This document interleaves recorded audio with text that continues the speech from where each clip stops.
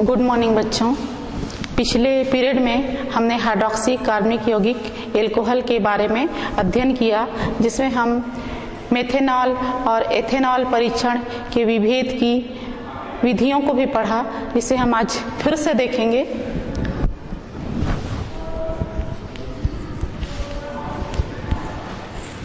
Ethanol और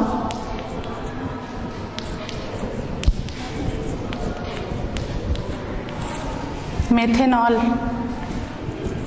के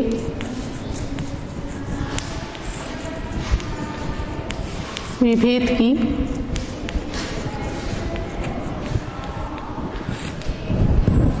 विधियां। तो एथेनॉल और मेथेनॉल की विभेद की विधियों को हम फिर से देख रहे हैं।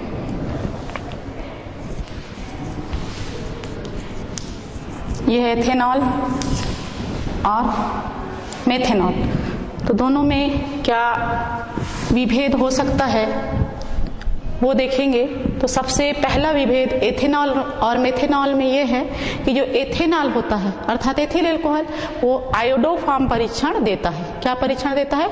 आयोडोफॉर्म परीक्षण देता है, जबकि मेथेनॉल आयोडोफॉर्म परीक्षण नहीं देता। तो आयोडोफॉर्म परीक्षण क्या है, उसको रिएक्शन के माध्यम से हम फिर से देख लेते हैं। तो देखिए, ये है आपका एथेनॉल। हम देख रहे हैं आयोडोफॉर्म परीक्षण।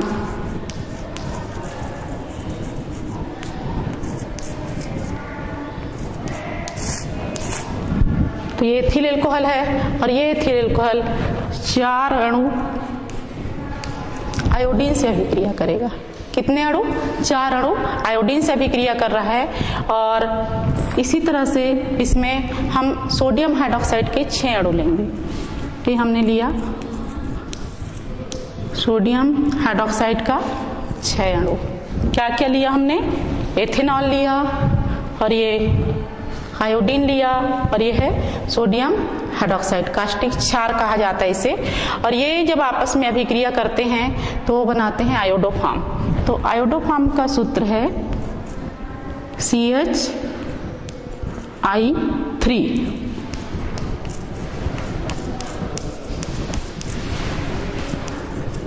ये आयोडोफॉर्म है और इसके साथ बनता है सोडियम आयोडाइड। सोडियम आयोडाइड के 5 अणु बनते हैं। इसी तरह से 5 अणु पानी का बनता है और साथ में बनता है सोडियम फॉर्मेट।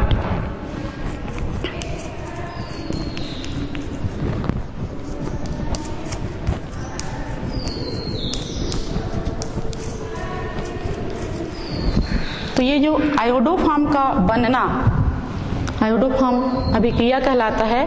और इस अभिक्रिया में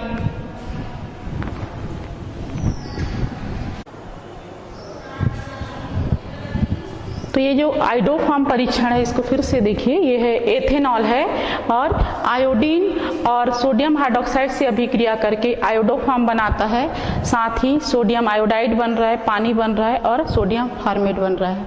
इसमें जो आयोडोफॉर्म है पीले रंग के क्रिस्टल के रूप में हमको प्राप्त होता है और यह अभिक्रिया होती है एथेनॉल में। और मेथेनॉल ये अभिक्रिया नहीं देता है ना। तो ये है दोनों में विभेद की पहली विधि। और दूसरी विधि में हम देखते हैं ऑक्सीकरण। कल पिछले पीरियड में मैंने ये कह दिया था कि ये एस्टर नहीं बनाते, मेथिल एल्कोहल और एथिल को एस्टर बनाते हैं। तो इसमें सुधार कर लीजिएगा कि दोनों एस्टर बनाते हैं। जो दूसरी विभेद की विधि है वो ऑक्सीकरण की।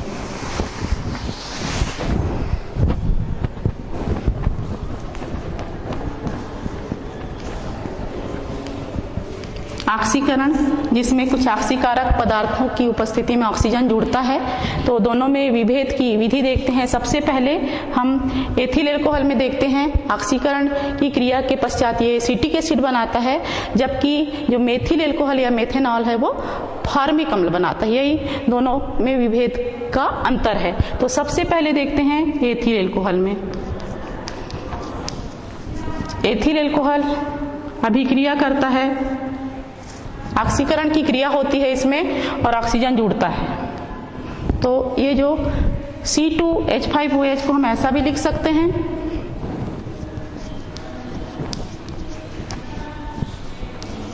ऐसा लिख सकते हैं, है ना। तो ये है एथिल एल्कोहल।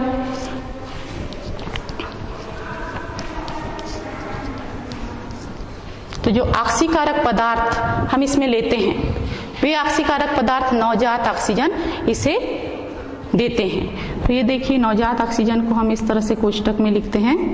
ये नवजात ऑक्सीजन इस एथिल एल्कोहल को मिल रहा है, इसमें पानी के अणु बाहर निकलेंगे।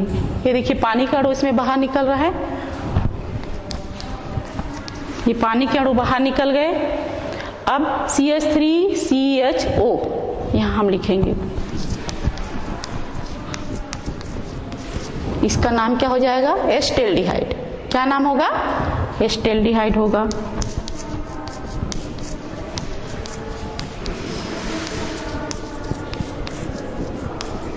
ये एस्टेल्डिहाइड बना और ये पानी के अणु बाहर निकले हैं, चाहे तो आप इसे फिर से लिख सकते हैं। और चूंकि मैंने यहाँ बाहर निकाल दिया, यह अभिक्रिया फिर आगे होगी। नवजात ऑक्सीजन का एक अणु इसमें फिर जुड़ जाएगा। अब देखिए यहाँ तक तो मैंने सेम लिख दिया। उसके बाद इस OH को मैं उलट देती हूँ, इस H को आखिरी में लिखूंगी, ये वो और ये वो, ये दोनों को मैंने बीच में लिख दिया और हाइड्रोजन को इधर कर दिया, है ना। ये क्या बना, एसिटिक अम्ल।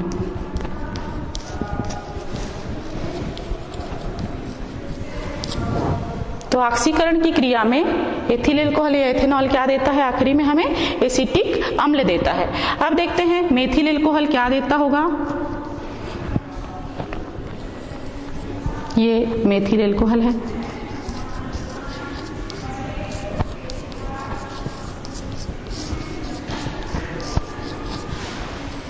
इसमें भी ऑक्सीकारक पदार्थ जैसे सोडियम डाइक्रोमेट या क्रोमिक अम्ल ऑक्सीकारक के रूप में लेते हैं और इसमें पानी के अणु बाहर निकलेंगे। इसे हम तोड़ सकते हैं इस तरह से, ऐसा लिख सकते हैं इसको, CH3 को, है ना, या इस H को इधर लिख के H2 को इधर लिख दिए। अब ये पानी का अणु इसमें बाहर निकलेगा, ये देखिए ये पानी का अणु इसमें बाहर निकल गया। क्या बचा, इस H को इधर ले आएंगे, HCHO। यहाँ फिर से ध्यान दीजिए, ये CH3 था, उसको मैंने CH और H2 करके तोड़ दिया और OH ज्यों का त्यों है। और इसको लिखते समय ये जो पानी के अणु को मैंने बाहर निकाल दिया, इस हाइड्रोजन को इस पार ले आई, तो HCHO हो जाएगा। इसका नाम है फॉर्मेल्डिहाइड।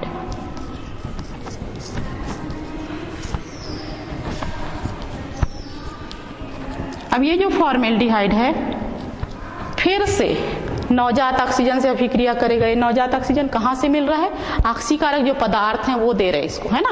नवजात मतलब तुरंत बनता है, नवजात शिशु बोलते हैं ना, उसी तरह से नवजात ऑक्सीजन है, तुरंत बनता है। तो ये नवजात ऑक्सीजन फिर से यहाँ अभिक्रिया करेगा और HC को तो मैंने सेम लिख दिया, इस OH को मैं उलट दूंगी और देखिए ये क्या बना, फॉर्मिक अम्ल।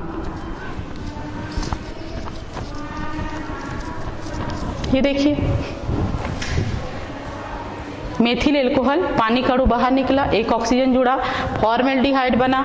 अब इसके बाद फिर से एक ऑक्सीजन इसमें जुड़ेगा, ये हाइड्रोजन आखिरी में चला जाएगा और हमें फॉर्मिक अम्ल प्राप्त होगा। तो ये दो अंतर हैं, दोनों में विभेद की। पहला क्या था, एथिल एल्कोहल आयोडोफॉर्म परीक्षण दिया, मेथिल एल्कोहल में आयोडोफॉर्म परीक्षण नहीं होता है। दूसरी अभिक्रिया ऑक्सीकरण की है, जिसमें हम देखते हैं कि एथिल एल्कोहल हमको क्या देता है, एसिटिक अम्ल देता है, और मेथिल एल्कोहल हमको क्या देता है, फॉर्मिक अम्ल देता है ना। तो ये जो फॉर्मिक अम्ल है प्रबल अपचायक है। तो ये था अंतर।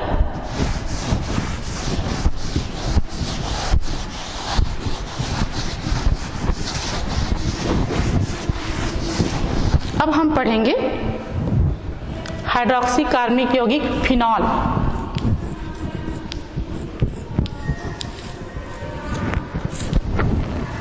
क्या पढ़ेंगे, फिनॉल के बारे में पढ़ेंगे। तो ये पहला सदस्य है एरोमेटिक हाइड्रोकार्बन का, एरोमेटिक एल्कोहल का ये पहला सदस्य है। तो इससे पहले कि हम फिनॉल के बारे में पढ़ें, इस फिनॉल का क्या क्या उपयोग होता है दैनिक जीवन में, ये देखते हैं। तो जो फिनॉल है उसका उपयोग होता है कृमिनाशक के रूप में। किसके रूप में? कृमिनाशक के रूप में इसका उपयोग होता है। और इसे आप लोशन के रूप में या साबुन के रूप में, एंटीसेप्टिक क्रीम के रूप में उपयोग करते हैं। किसको? फिनॉल को। तो इसका पहला उपयोग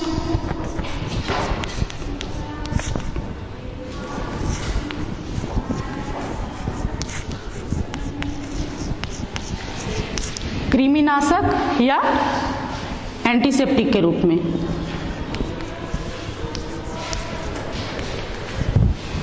और इसका दूसरा उपयोग होता है फिनोल्फ्थेलिन बनाने में।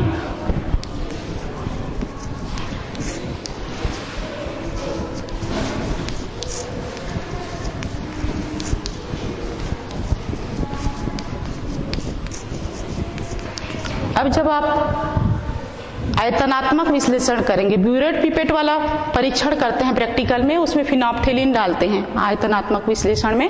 तो फिनोल्फ्थेलिन का उपयोग सूचक के रूप में किया जाता है। इसका उपयोग किया जाता है सूचक के रूप में। और इसका दूसरा उपयोग होता है रेचक के रूप में। रेचक दवाई है। तो ये जो फिनोल्फ्थेलिन बनाने में फिनॉल का उपयोग किया जाता है, जो फिर से या तो फिनोल्फ्थेलिन सूचक के रूप में इसका उपयोग होता है या रेचक के रूप में इसका उपयोग होता है। और तीसरा इसका उपयोग है बेकेलाइट बनाने में।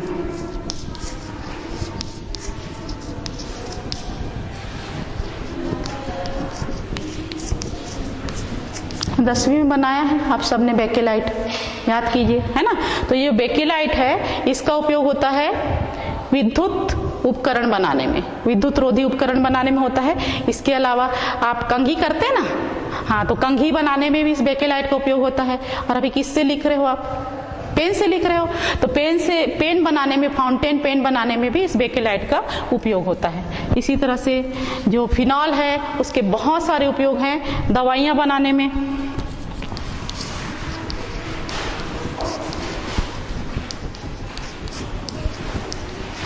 फेनेसेटीन, एस्प्रिन, ये जो दवाइयाँ होती हैं उनको बनाने में इस फिनॉल का उपयोग किया जाता है। यदि किसी को पागल कुत्ता काटता है तो उसको ड्रेसिंग करने में भी इसका उपयोग किया जाता है।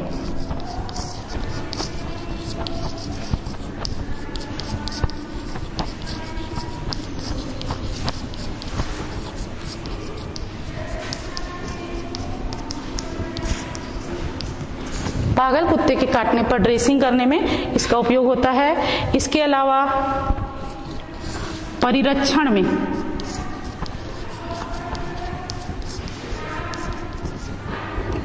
में जैसे किसी चीज को हमको लंबे समय तक रखना है तब भी परिरक्षण के रूप में इसका उपयोग किया जाता है। इसके अलावा भी इसकी बहुत सारी उपयोगिता है दैनिक जीवन में, बहुत से कार्बनिक यौगिक बनाने में इसका उपयोग किया जाता है। और जो रंजक होते हैं, डाइस कहते हैं जिनको, तो एजो रंजक बनाने में इसका उपयोग होता है।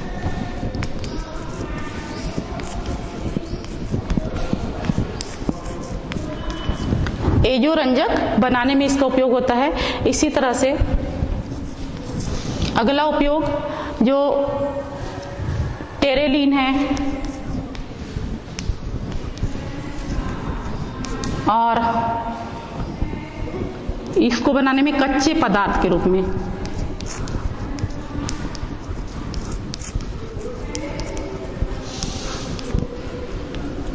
रॉ मटेरियल, कच्चे पदार्थ के रूप में इसका उपयोग होता है। इसका अगला उपयोग है पिक्रिक अम्ल बनाने में।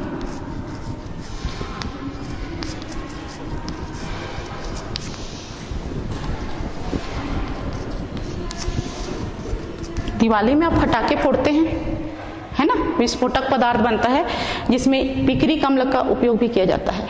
क्या बनाने में? विस्फोटक पदार्थ बनाने में। तो पिक्रिक अम्ल बनाने में भी इसका उपयोग किया जाता है। इस तरह से हमने देखा जो फिनॉल है, जो हम पढ़ने जा रहे हैं, बहुत ही उपयोगी पदार्थ है जिसका सबसे महत्वपूर्ण उपयोग है किस रूप में? कृमिनाशक के रूप में।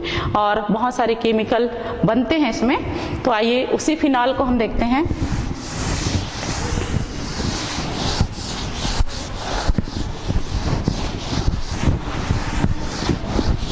जब हम फिनॉल की बात करते हैं तो सबसे पहले तो हम ये जाने कि ये फिनॉल क्या है। ये संरचना बेंजीन की है ना। इस जो बेंजीन की संरचना है, ये जो बेंजीन है, इसमें से यदि एक हाइड्रोजन को बाहर निकाला जाए, कितने हाइड्रोजन को? बेंजीन का सूत्र क्या होता है? C6H6 होता है। इसमें से आपने एक हाइड्रोजन को बाहर निकाला और एक OH समूह को जोड़ दिया। किसको जोड़ा? OH समूह को। ये सीधे रिंग से जुड़ता है, ऊपर जुड़ेगा ये। तो बेंजीन में से एक हाइड्रोजन बाहर निकला है ना, और एक OH समूह यहां जुड़ गया। अब है ये कहलाएगा फिनॉल, है ना। ये सीधे रिंग से जुड़ा हुआ है। इसके अलावा भी हम देखेंगे कि जो एरोमेटिक एल्कोहल है उसको हम दो भागों में बांटते हैं। पहला है फिनॉल, ये हमने देख लिया, पहला प्रकार है फिनॉल। और दूसरा प्रकार हम देखते हैं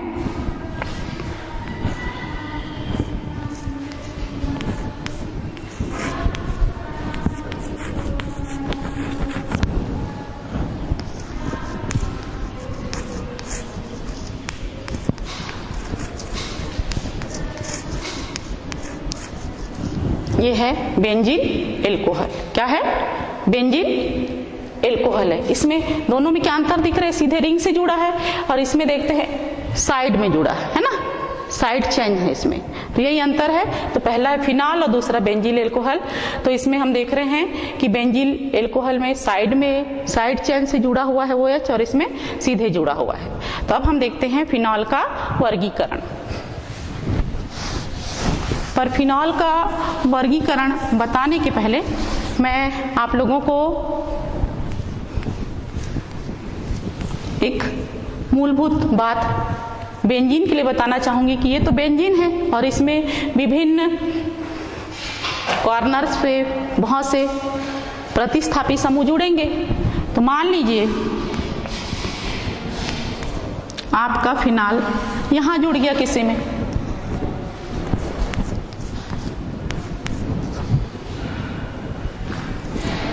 यहां जुड़ गया,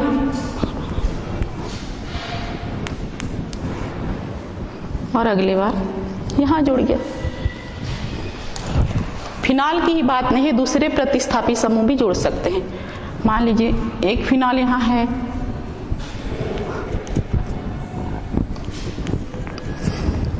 ये ऑलरेडी फिनॉल आपके पास है, उसमें से एक फिनॉल इसमें यहां पर और जुड़ गया, इसमें यहां पर और जुड़ गया, इस पोजीशन पे जुड़ गया। तो इनके नाम वही रहेंगे कि अलग अलग हो जाएंगे? चेंज हो जाएंगे ना नाम। हाँ, तो ये देखिए यहाँ पे, यहां से नंबर देंगे, हम नंबरिंग करेंगे 1 2 3 4, है ना। तो ये इसका नामकरण जब बताऊंगी तब इसको डिटेल्स बताऊंगी। अभी मैं इतना ही बता रही हूँ इसको कि यदि ये दूसरे पोजीशन पे जुड़ रहा है तो इसको हम कहेंगे आर्थो। क्या कहेंगे? आर्थो पोजीशन कहेंगे। ओ लिखा मतलब आर्थो, है ना। और 1 2 3, है ना, तीसरे पोजीशन पे जुड़ा है, मान लो कि दूसरे पोजीशन पे जुड़ा, मान लो 2 पोजीशन पे, तो आर्थो हुआ। और तीसरे पोजीशन पे जुड़ा तो क्या हो जाएगा? ये 1 2 पोजीशन, और ये है 1 3 पोजीशन, ये हो जाएगा मेटा। क्या कहेंगे इसको? मेटा कहेंगे। और ये देखिए 1 2 3 4, 1 4 पोजीशन पे रहेगा तो इसको कहेंगे पैरा। मैंने बताया, फिर भी कंफ्यूजन होगा ना। आप याद करेंगे तो मेटा को पैरा कह सकते हैं, आर्थो को मेटा कह सकते हैं, होगा कि नहीं? होगा ना। तो इसके लिए मैं एक सरल तरीका बंदर का बताती हूँ। मैं जब अपने स्टूडेंट्स को भी पढ़ाती हूँ तो बंदर का उदाहरण, सपोज आपके पास ये क्या है? एक बंदर है ना। ये बंदर है, यहां मैं बेंजीन रिंग को बना देती हूँ बंदर। आपके पास एक बंदर है और ये बंदर के हाथ पांव और पूंछ है यहाँ पे। तो ये देखिए बंदर के हाथ पर यदि कुछ जुड़ा है, कोई प्रतिस्थापी समूह, तो हम उसको आर्थो कहेंगे। याद करने का तरीका बता रही हूँ। और यदि उसके पैर में जुड़ा है तो उसको हम मेटा पोजीशन कहेंगे, और उसके पूंछ में यदि जुड़ा है तो उसको हम पैरा पोजीशन कहेंगे। अब नहीं बोलेंगे आप? हाथ में जुड़ा है तो आर्थो पोजीशन, यदि पैर में जुड़ा है तो मेटा पोजीशन और पूंछ में जुड़ा है तो पैरा पोजीशन। अब नहीं भूलेंगे, है ना। अब देखिए फिनॉल का वर्गीकरण।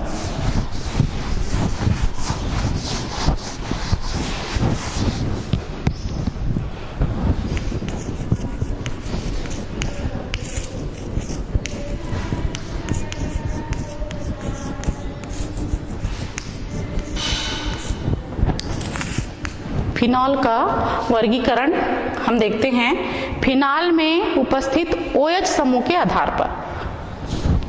किसके आधार पर? इसमें जो OH प्रतिस्थापी समूह जुड़ा हुआ है उसके आधार पर हम फिनॉल को 3 भागों में बांटते हैं। कितने भागों में? 3 भागों में बांटते हैं। पहला है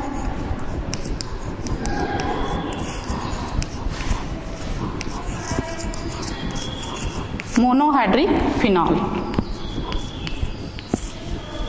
रसायन की भाषा में एक को मोनो कहा जाता है। क्या कहा जाता है? एक को मोनो कहा जाता है। तो इसमें मोनोहाइड्रिक फिनॉल अर्थात एक OH समूह। तो फिनॉल की ऐसी संरचना जिसमें कितने OH समूह जुड़े हैं? एक जुड़े हैं, तो उसको हम मोनोहाइड्रिक फिनॉल कहेंगे। ये देखिए, ये तो फिनॉल है ना। और इसमें मान लीजिए और भी संरचना देखते हैं। ये फिनॉल हुआ, इसमें एक OH है। एक दूसरी संरचना देखते हैं, ये है ना। तो ये जो CH3 जुड़ा रहता है फिनॉल में, तो इसको हम क्रिसाल कहते हैं। क्या कहते हैं? क्रिसॉल। अब आप बताइए कौन से पोजीशन पे है? कौन से पोजीशन पे है ना। तो इसका नाम क्या हो जाएगा? आर्थोक्रिसाल, है ना, आर्थोक्रिसाल। अब देखिए यहीं पे मान लो पोजीशन बदल दिया, ये क्या कर दिया? पोजीशन इसमें बदल गया।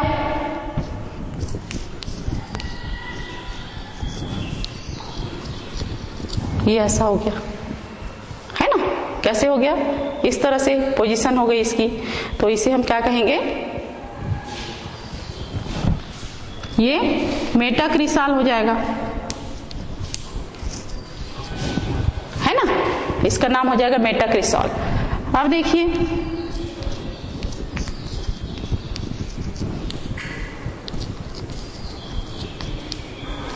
इसका नाम क्या होगा?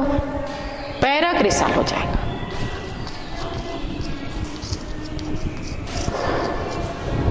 तो मैंने 4 संरचना लिखी आपके सामने। इसमें भी कितने OH समूह हैं? एक है ना। इसमें कितने हैं? OH समूह की बात करो, CH3 की बात नहीं करो। कितने OH हैं? एक हैं। इसमें कितने हैं? एक। और यहाँ पर, हाँ, यहाँ कितने हैं? एक है ना।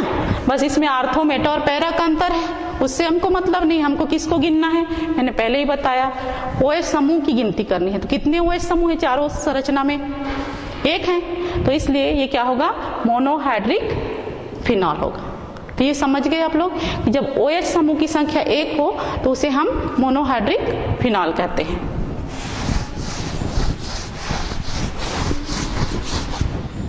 अब देखते हैं डाईहाइड्रिक फिनॉल।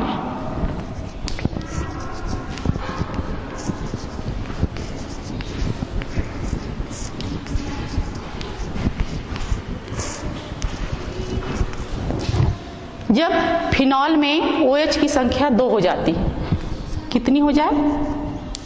OH की संख्या 2 हो जाती है तो उसे हम डाईहाइड्रिक फिनॉल कहते हैं। देखिएगा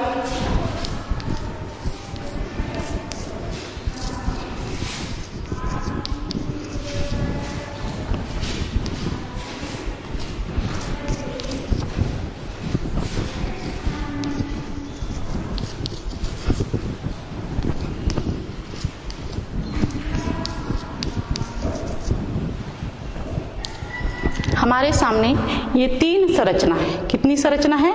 3 संरचनाएं हैं जिसमें OH समूह कितने हैं? इसमें भी 2 है, इसमें भी 2 है, इसमें भी 2 है। बस अंतर क्या है? केवल पोजीशन का अंतर है। यहाँ आर्थो पोजीशन पर OH समूह जुड़ा हुआ है, यहाँ मेटा पोजीशन पर जुड़ा हुआ है, और यहाँ हम देख रहे हैं कि जो दूसरा हाइड्रोक्सी समूह है वो पैरा पोजीशन पे जुड़ा है। तो जब आर्थो पोजीशन पर दूसरा फिनॉल जुड़ा हो तो इसका नाम हो जाएगा कैटिकॉल। इसका नाम क्या हो जाएगा? कैटिकॉल हो जाएगा। और जब मेटा पोजीशन पे जुड़ा हो तो इसका नाम हो जाएगा रिसोर्सिनॉल।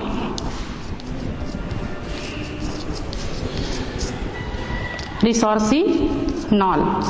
और यदि दूसरा OH समूह पैरा पोजीशन पे जुड़ा हो तो इसका नाम हो जाएगा क्विनॉल। ये 3 पोजीशन है। OH समूह की संख्या सब में 2 है, इसलिए डाईहाइड्रिक एल्कोहल है। बस नाम का अंतर है, पोजीशन चेंज हो गया तो नाम भी बदल रहा है। यदि ये आर्थो पोजीशन पे है तो कैटिकॉल हुआ, और ये मेटा पोजीशन पे है तो रिसोर्सिनॉल हुआ, और यदि ये पैरा पोजीशन पर है तो ये क्विनॉल हुआ। अब देखते हैं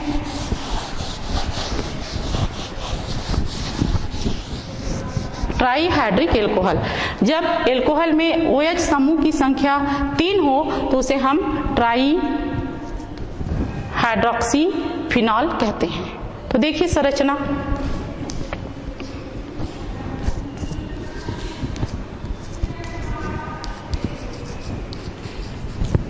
ये देखिए यहाँ, और दूसरी संरचना देखिएगा।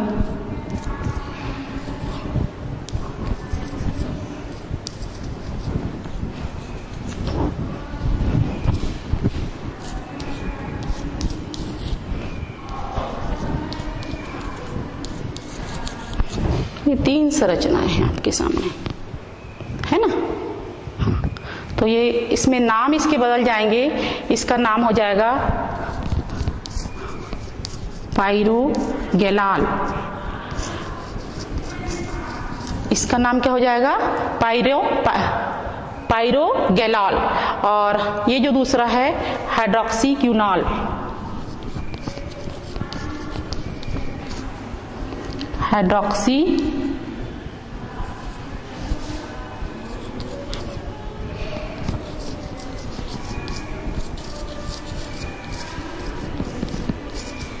क्विनॉल इसका नाम हो जाएगा। और जो तीसरा है उसका नाम हो जाएगा फ्लोरोग्लूसिनॉल।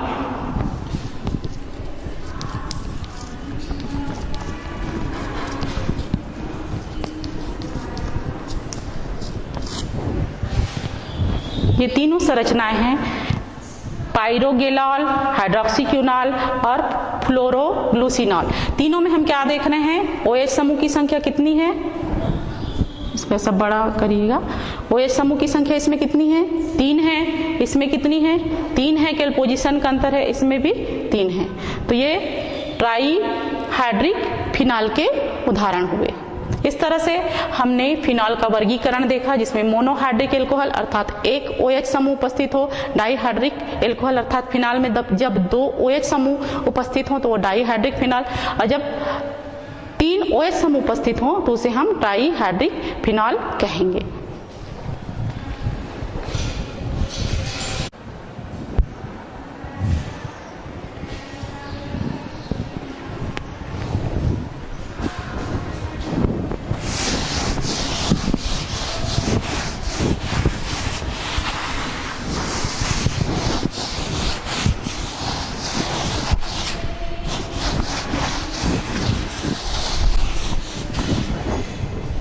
इसके पश्चात हम नामकरण पढ़ेंगे।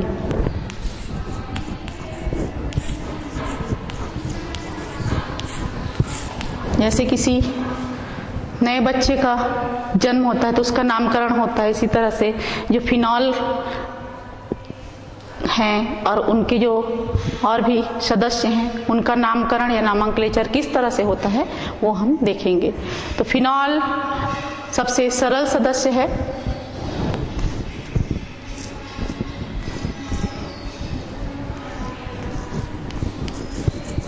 इसी को आधार मानकर नामकरण किया जाता है ना। तो ये जो फिनॉल है इसमें नामकरण करते समय हम देखते हैं कि इसका नाम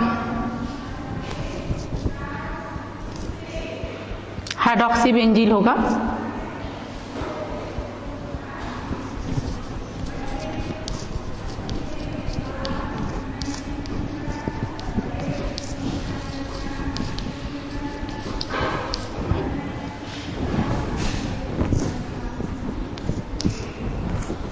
हम देखेंगे आधुनिक पद्धति अर्थात IUPAC पद्धति।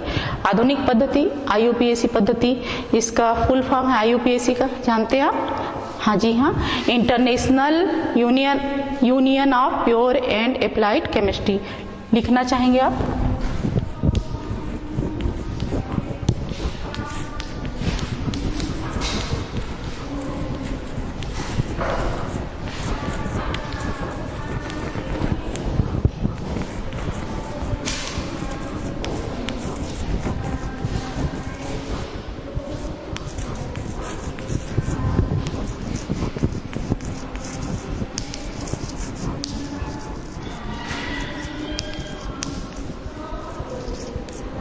ये IUPAC पद्धति का फुल फॉर्म है।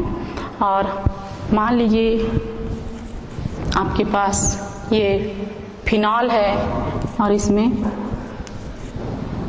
ब्रोमो समूह जुड़ा हुआ है, तो इसका हम नामकरण करेंगे। तो जहाँ पर फिनॉल जुड़ा हुआ है उसे एक गिनेंगे हम, 1 2 3 4 5 6, है ना, 6 कार्बन होते हैं बेंजीन के। तो इसका नाम हो जाएगा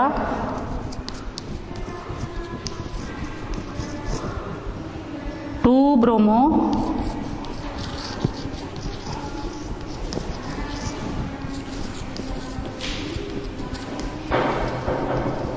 हाइड्रॉक्सी बेंजीन, ये इसका नाम हो जाएगा। क्या हुआ? 2 ब्रोमो हाइड्रॉक्सी बेंजीन। और मान लीजिए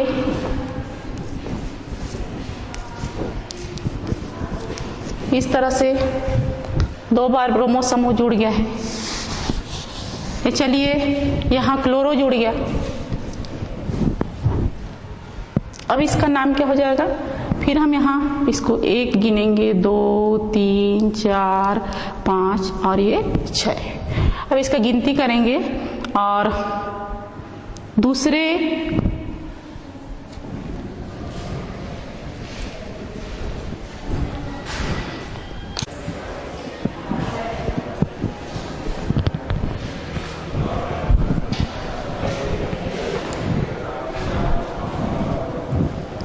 हम नामकरण देख रहे थे, जिसमें यहाँ देखिएगा पहले पोजीशन पे OH जुड़ा है, तो इसे हम 2 ब्रोमो 1 हाइड्रॉक्सी बेंजीन पढ़ेंगे।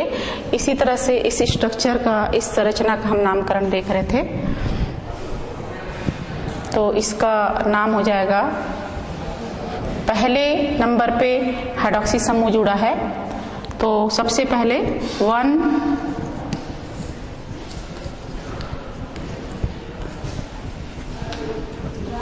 हाइड्रॉक्सी बेंजीन, इसका नाम हो गया।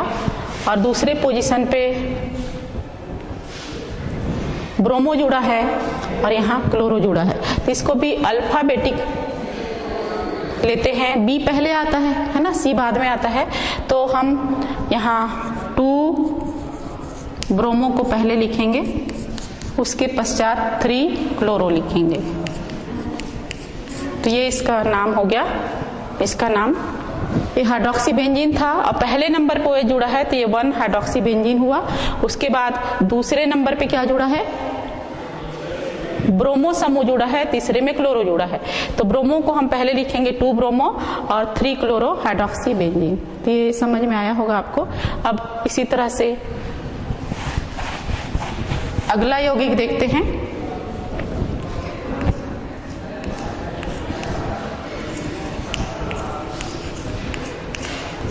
ये इस तरह से जुड़ा है ना, हम IUPAC नाम देखते हैं 1 2।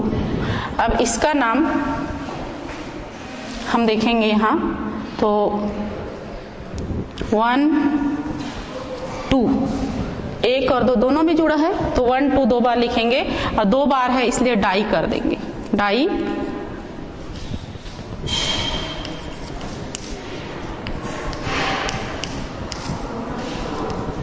हाइड्रोक्सी बेंजीन हो जाएगा इसका नाम, है ना, सरल है ना, 2 बार है तो 1,2 डाई हाइड्रोक्सी बेंजीन। अब देखिए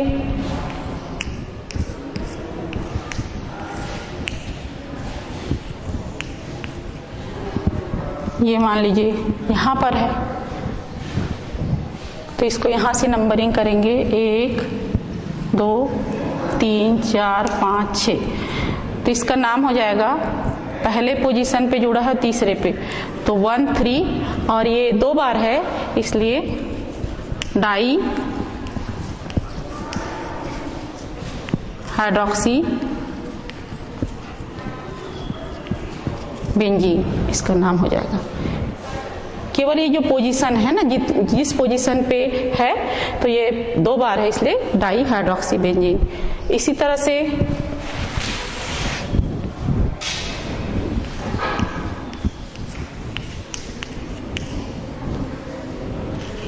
यहाँ OH समूह है और नीचे OH समूह है तो 1 2 3 4 5 6 ये अब कर लेंगे। उसके बाद इसका नाम लिखेंगे तो 2 बार है इसलिए 1 2 है ना, और 2 बार हाइड्रोक्सी समूह है तो डाई लगाए और हाइड्रोक्सी बेंजीन।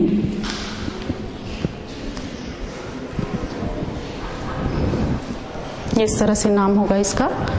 इसी तरह से ट्राई हाइड्रोक्सी बेंजीन का भी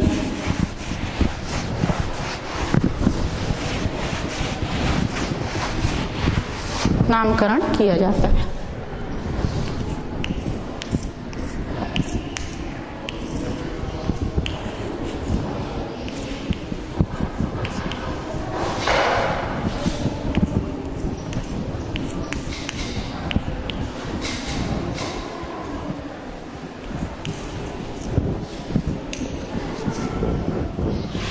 इस तरह से है और एक पोजीशन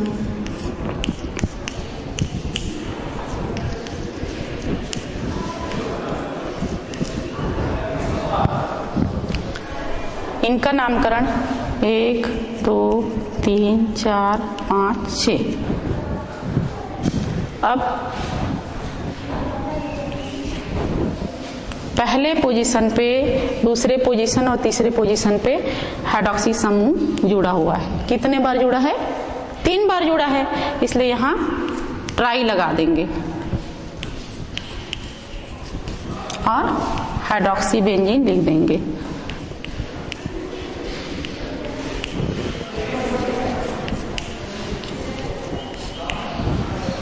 इसी तरह से इसमें भी 1 2 3 4 5 6 सबसे पहले इसका नंबरिंग कर देंगे। उसके बाद पहले पोजीशन पे जुड़ा है, दूसरे में जुड़ा है और चौथे पोजीशन पे जुड़ा है तो 1 2 4 1 2 4 3 बार जुड़ा है इसलिए इसका नाम ट्राई हो जाएगा। ट्राई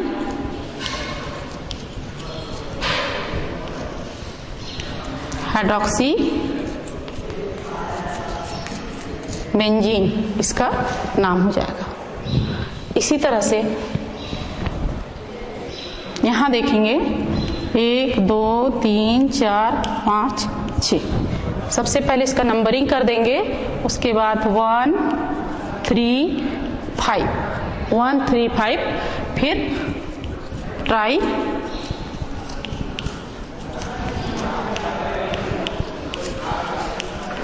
हाइड्रोक्सी बेंजीन इसका नाम हो जाएगा। तो इस तरह से नामकरण करते हैं। और मान लीजिए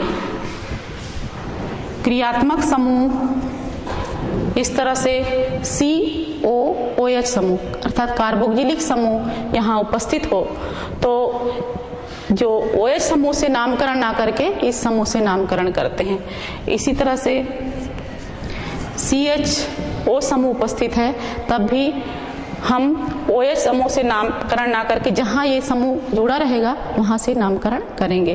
तो इसका भी एक एक उदाहरण देख लेते हैं नामकरण में।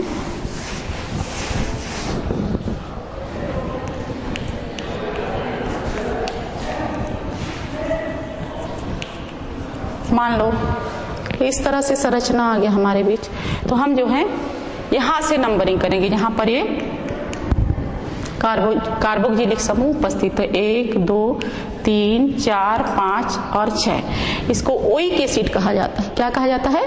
Oic acid. तो बेंजीन है तो क्या हो जाएगा? बेंजोनोइक एसिड। हिंदी में लिखते हैं बेंजोनोइक एसिड, या अम्ल इसका नाम हो जाएगा। और पहले पोजीशन पे इसलिए 1 लिखने की जरूरत इसमें नहीं है, और 2 नंबर पे हाइड्रोक्सी है, तो 2 हाइड्रोक्सी हो जाएगा।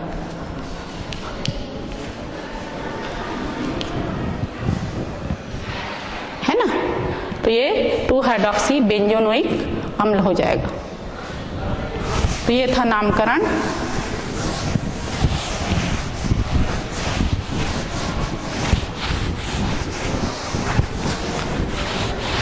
अब हम देखते हैं बाकी यौगिकों की तरह जो फिनाल है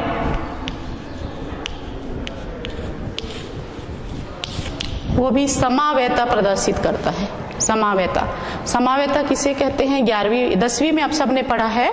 ऐसे यौगिक जिनके अणु सूत्र समान हो किंतु संरचना सूत्र भिन्न भिन्न हो, तो वो एक दूसरे के समावयी कहलाते हैं, और ये गुण समावयता कहलाता है। क्या समान होंगे समावयता में? अणु सूत्र समान होंगे, और संरचना सूत्र क्या होगा?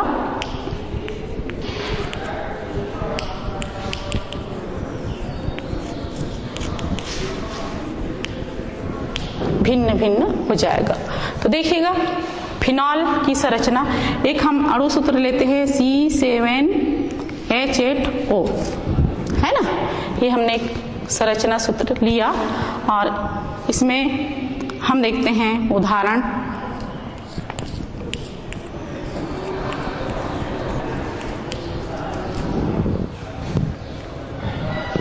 एक इस तरह से संरचना, सॉरी ये CH3, और एक संरचना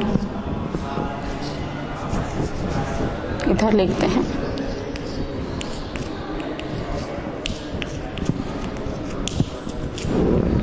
अणु सूत्र कितना है? C7H10O। अब हम इसको गिनती करते हैं। यहाँ कार्बन की संख्या 6 इसमें है, और इसके साथ 7 है ना? तो ये देखिए C7 हो गया। अब हाइड्रोजन को हम गिनते हैं, ये 3 और 1 4, और इसमें 5 है। एक इसमें जुड़ा है 5 हाइड्रोजन, इसमें से 1 हाइड्रोजन निकला हुआ है तब वो जुड़ा है ना, तो इसमें 5 हाइड्रोजन है। ये जो खाका दिख रहा है आपको इस तरह से खाका, जिसमें OH समूह जुड़ा है, तो 5 हाइड्रोजन है इसमें।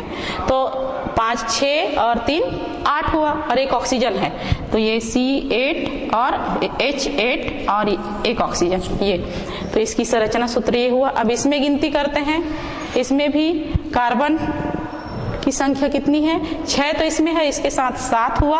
अब हाइड्रोजन को गिनते हैं 5 और 7 और 1 8, और एक ऑक्सीजन है। तो हम देख रहे हैं इसका अणु सूत्र भी समान है और इसका अणु सूत्र भी समान है ना? लेकिन क्या अलग है? क्रियात्मक समूह अलग है ना, है ना? इसमें OH है और इसमें CH2 साइड चेन में लगा हुआ है, और एक इसमें जुड़ा हुआ है, सीधे जुड़ा हुआ है, ये अंतर है। इसके अलावा भी इसमें पोजीशन समावयता देखेंगे, ये अलग अलग पोजीशन पे। इसके पहले भी इस उदाहरण को हम देख चुके हैं। इसका नाम हमने क्या दिया था? ये क्रिसॉल है, ये आर्थो क्रिसॉल। कहाँ पे जुड़ा हुआ है? दूसरे नंबर पे, अर्थात बंदर का हाथ वाला उदाहरण मैंने बताया था ना, तो ये आर्थो क्रिसॉल है। अब ये मान लीजिए यहाँ जुड़ जाए तो ये कौन सा होगा? आप ही बताइए। मेटा, हाँ बहुत बढ़िया, ये है मेटा क्रिसॉल हो जाएगा। M से प्रदर्शित करते हैं इसको, ये है मेटा क्रिसॉल। और मान लीजिए